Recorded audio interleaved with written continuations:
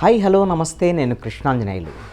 గత ఎన్నికల సమయంలో తెలుగుదేశం, జనసేన, బీజేపీ కూటమి ఇచ్చినటువంటి హామీలలో ఒక కీలకమైనటువంటి నిర్ణయాన్ని ఆంధ్రప్రదేశ్ ప్రభుత్వం ఈ రోజున తీసుకున్నది.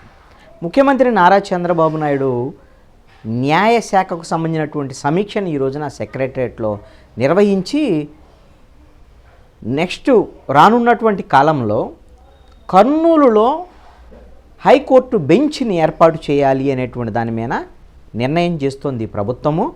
ఈ మేరకు కేంద్ర ప్రభుత్వానికి ప్రతిపాదనలు పంపుతాము, అదేవిధంగా సుప్రీంకోర్టుకు కూడా ప్రతిపాదనలు పంపుతాము రాష్ట్ర హైకోర్టు నుంచి. ఈ విధమైనటువంటి ప్రతిపాదనలు వెళ్ళిన తర్వాత కేంద్ర ప్రభుత్వం నుంచి ఆమోదం వస్తే హైకోర్టు బెంచ్ని కర్నూలులో ఏర్పాటు చేస్తామనేటువంటి ప్రకటన చంద్రబాబు నాయుడు చేశారు. ఇది గత ప్రభుత్వము 3 రాజధానులు అనేటువంటి అంశాన్ని ప్రకటించింది. ఆంధ్రప్రదేశ్లో శాసన రాజధాని మాత్రమే ఉంటుంది, ఏది అమరావతిలో. విశాఖపట్నాన్ని కార్యనిర్వాహక రాజధాని మారుస్తాము, హైకోర్టును మాత్రం కర్నూలుకు తరలిస్తామని చెప్పారు. సరే, వాళ్ళ 3 రాజధానుల వ్యవహారం 5 ఏళ్ల పాటు ఎక్కడ వేసిన గొంగళ అక్కడే ఉంది.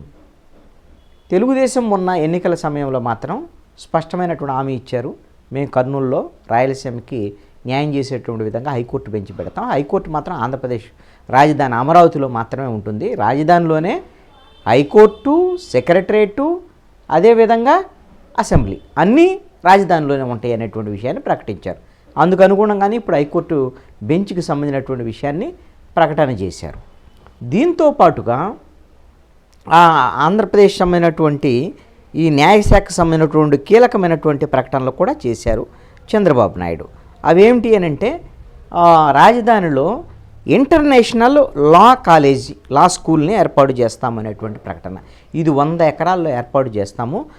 బార్ కౌన్సిల్ ఆఫ్ ఇండియా వాళ్ళ నేతృత్వంలో ఇది ఏర్పాటు చేస్తాము. ఇది ఇంటర్నేషనల్ లా కాలేజెస్ బెంగళూరు, పూణేలో ఉన్నటువంటి లా కాలేజీల తరహాలో ఇది ఇంటర్నేషనల్ స్థాయిలో ఉంటుంది అనేటువంటి విషయాన్ని కూడా ప్రకటించారు. అదేవిధంగా జూనియర్ లాయర్లకి నెలకి 10,000 రూపాయల చొప్పున మేము ఒక గౌరవ వేతనం ఇస్తాము. ఎందుకంటే వాళ్ళు ప్రాక్టీస్కు సంబంధించినటువంటి విషయంలో వాళ్ళు మరింత మెరుగుదలగా వాళ్ళ శిక్షణ కోసం కూడా వాళ్ళకి ఉపయోగించుకునేటువంటి విధంగా అవకాశం ఇస్తామని వైఎస్ఆర్ కాంగ్రెస్ పార్టీ ప్రభుత్వంలో మొట్టమొదటిసారి ఈ విధమైనటువంటి 5,000 రూపాయలు ఒక్కొక్క జూనియర్ లాయర్కి నెలకి 5,000 ఇచ్చారు. ఇప్పుడు ఈ ప్రభుత్వం మొన్న ఎన్నికల హామీకి అనుగుణంగా 10,000 ఇస్తా ఉన్నది. దీంతో పాటుగా జూనియర్ లాయర్లకి సరైనటువంటి శిక్షణ ఇచ్చేటువంటి విధంగా కూడా మేము ఆ శిక్షణ కేంద్రాన్ని కూడా ఏర్పాటు చేస్తామని ప్రభుత్వం ప్రకటించింది. ఇంతకుముందు international law school of India university గోవాలో ఉంది.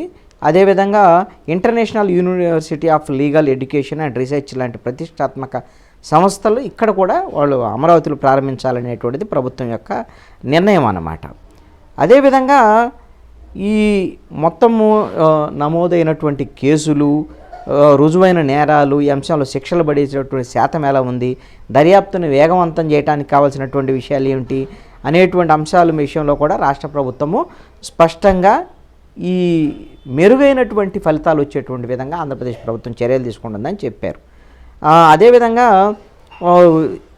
ప్రభుత్వ ఆస్తులను కాపాడే విషయంలో లిటిగేషన్లు ఉండాలి, కానీ న్యాయవాదుల విషయంలో అనవసరమైనటువంటి వివాదాలు తెచ్చేటువంటి విధంగా ఇలాంటి లిటిగేషన్లు పెట్టొద్దు అనేటువంటి విధంగా కూడా ముఖ్యమంత్రి సూచించారు. కీలకమైనటువంటి నిర్ణయమే కర్నూలులో హైకోర్టు బెంచ్కి సంబంధించినటువంటి ఏర్పాటు నిర్ణయం అనేటువంటిది కీలకమైనటువంటి నిర్ణయంగా చెప్పుకోవచ్చు.